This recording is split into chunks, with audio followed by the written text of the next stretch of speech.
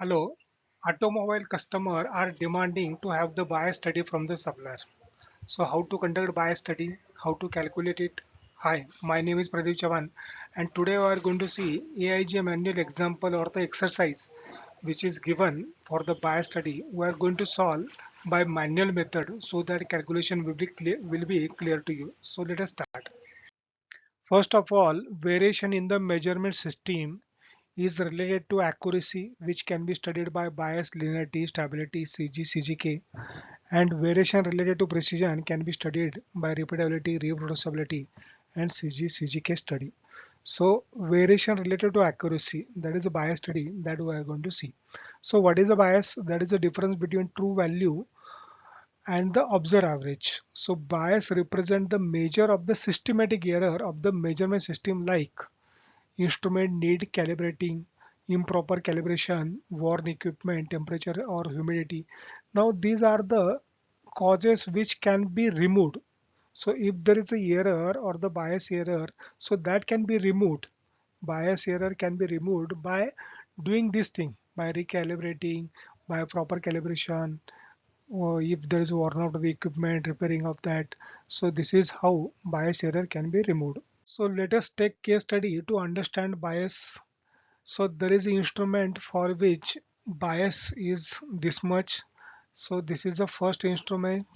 This is the second instrument for which bias is this much. So bias is nothing but difference between the mean and the master value. Instrument 1 bias is okay compared to instrument 2. Okay. What is the procedure for conducting bias study? Measurement system need to be stable, so whatever instrument for which bias study is to be conducted, that itself should be stable. There should not be any kind of problem. It should be calibrated. You must know the reference value or the master value.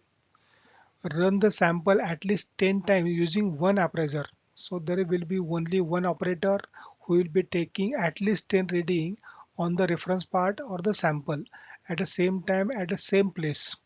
Follow the measurement system in the normal manner and record the result.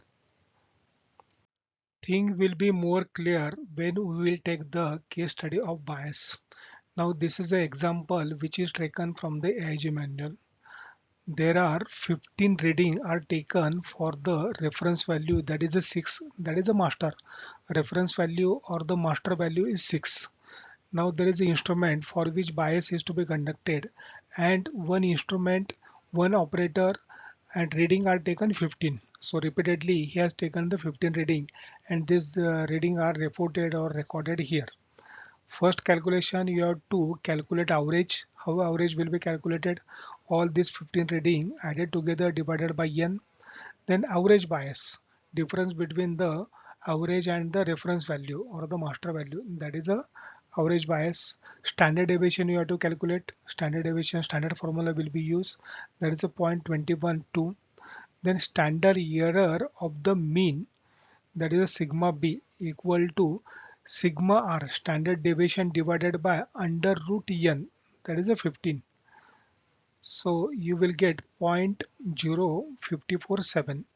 Now T statistics, that is the average bias. So average bias is this divided by sigma b is this. This is a T statistics, that is a 0.12. Now how to see whether my bias study is okay or not? So let us see in the next slide. Now T statistics, from the previous slide we got average bias divided by sigma, that is a 0.12. Now null hypothesis we have to assume that is a not rejected or it is having no error. Now for that we have to test this null hypothesis. How it can be tested? We have to use this t distribution graph or the chart. Now degree of freedom is 14. Why t distribution not z distribution? Because number of sample are less than 30. Now degree of freedom is a 14 at 95% confidence level, that is alpha equal to 0.5. So here 0.25. Why 0.25? Because left side 0.25 and right side 0.25. So total will be 0.5. So it is a 2.14. So here you can see the critical limit 2.14 left side and right side. So my t statistic value is lying in between. it is lying in non-rejection zone. So my null hypothesis is accepted and there is a no error or a bias test is okay. Now it can be calculated or verified by Excel sheet also.